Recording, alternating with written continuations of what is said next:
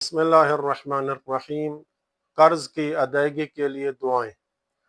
ایک شخص نے سوال کیا کہ کوئی ایسا عمل یا وظیفہ ہو جو مجھ سے قرض کی پریشانی دور فرمائے۔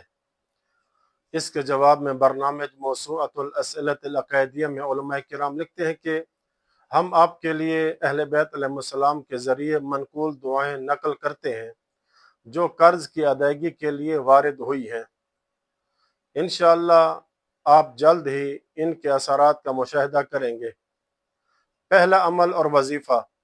کتاب بحار الانوار کی 92 نمبر جلد صفحہ 301 پہ امام علی علیہ السلام سے روایت ہے کہ آپ نے فرمایا، میں نے رسول خدا صلی اللہ علیہ وآلہ وسلم سے اپنے قرض کی شکایت کی تو رسول خدا نے فرمایا، یا علی، اے علی، یہ دعا پڑھا کرو، اللہم اغننی بحلالک عن حرامک وبفضلک عمن سواک۔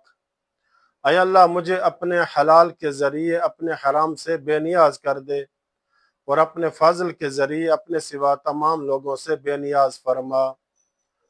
اس کے بعد پیغمبر اکرم صلی اللہ علیہ وآلہ وسلم نے فرمایا، اگر تم پر صبیر پہاڑ کے برابر بھی قرض ہوگا تو اللہ تعالیٰ اس سے بھی ادا فرما دے گا، اور صبیر یمن کا ایک پہاڑ ہے جس سے بڑا اور عظیم پہاڑ یمن میں نہیں ہے۔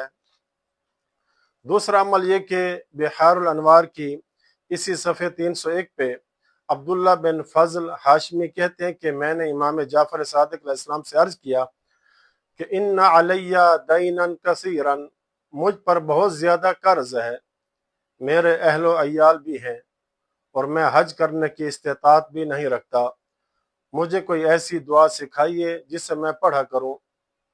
امام علیہ السلام نے فرمایا، ہر فرض نماز کے بعد یہ دعا پڑھا کرو، اللہم صلی علی محمد وآل محمد وقض عنی دین الدنیا و دین الآخرہ۔ اے اللہ، محمد و آل محمد پر درود بھیج اور دنیا کا قرض بھی میری طرف سے ادا فرما دے اور آخرت کا قرض بھی۔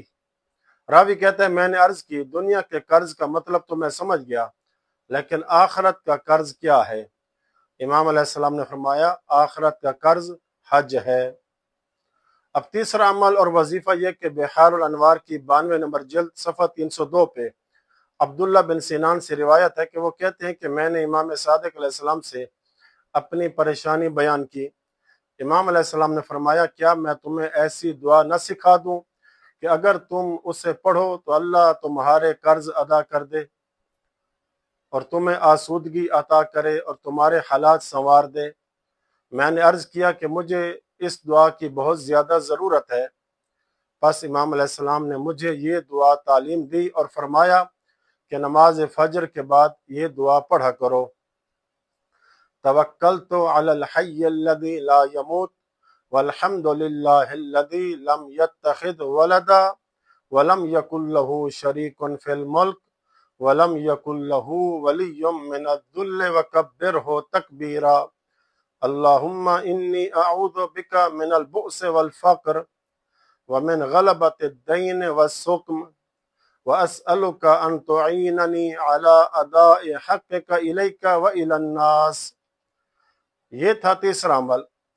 اب چوتھا عمل اور وظیفہ یہ کہ کتاب بحار الانوار کی جلد نمبر 92 صفحہ 302 پہ حسین بن خالد کہتے ہیں کہ مجھ پر بغداد میں 3 لاکھ درہم کا قرض تھا، جبکہ لوگوں کے ذمہ میرے 4 لاکھ درہم وصول طلب تھے، لیکن میرے قرض خواہ مجھے مہلت نہیں دیتے تھے کہ میں اپنا قرض وصول کر کے ان کا قرض ادا کر سکوں۔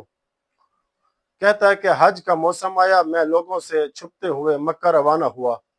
میرا ارادہ تھا کہ امام ابو الحسن کی خدمت میں حاضر ہو جاؤں، مگر اس میں کامیاب نہ ہو سکا۔ چنانچہ میں نے امام علیہ السلام کی خدمت میں خط لکھا جس میں اپنی پوری مالی حالت، اپنے ذمہ قرض اور لوگوں سے اپنی وصولی کا ذکر کیا، تو امام علیہ السلام نے مجھے یہ جواب تحریر فرمایا کہ ہر نماز فریضہ کے بعد یہ دعا پڑھا کرو، اللہم انی اسألک یا لا الہ الا انت بحق لا الہ الا انت ان ترحمنی ला इलाहा इल्ला अंता अल्लाहुम्मा इन्नी अस्अलुका या ला इलाहा इल्ला अंता बिहक़्क़ि ला इलाहा इल्ला अंता अन तरज़ा अन्नी ला इलाहा इल्ला अंता अल्लाहुम्मा इन्नी अस्अलुका या ला इलाहा इल्ला अंता बिहक़्क़ि ला इलाहा इल्ला अंता अन तग़फ़िर ली ला इलाहा इल्ला अंता। इमाम अलैहिस्सलाम ने फरमाया, हर फर्ज नमाज के बाद इस दुआ को 3 मरतबा दोहराओ, इंशाअल्लाह तुम्हारी हाजत पूरी हो जाएगी। हुसैन बिन खालिद कहते हैं कि मैंने इस अमल को मुसलसल जारी रखा।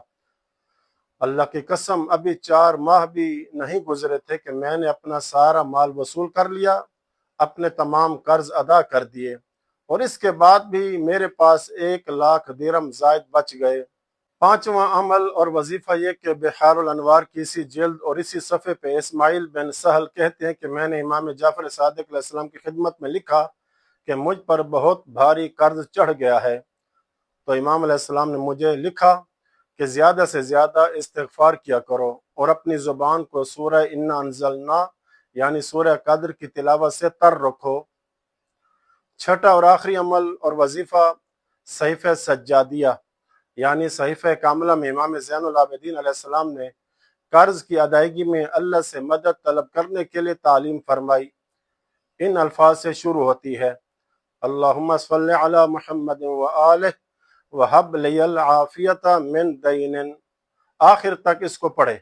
अगर इंसान के लिए मुमकिन हो ये सारे आमाल अंजाम दे सकता है तो अंजाम दे।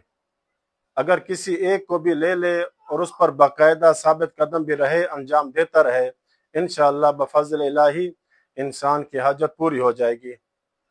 आखिर में इस हदीस पर बात तमाम करूं, इमाम सादिक अलैहिस्सलाम ने फरमाया कि जो शख्स कर्जा ले और अदा करने की नीयत न रखता हो तो वो बमंज़िल चोर के है। अल्लाह से दुआ है कि हम सबको कर्ज से महफूज रखे। अगर ले लिया है तो उसे अपने वक्त में अदा करने की तौफीक अता फरमाए। आमीन या रब्बल आलमीन। व सल्लल्लाहु अला मुहम्मद व अहले बैत अत-ताहिरीन।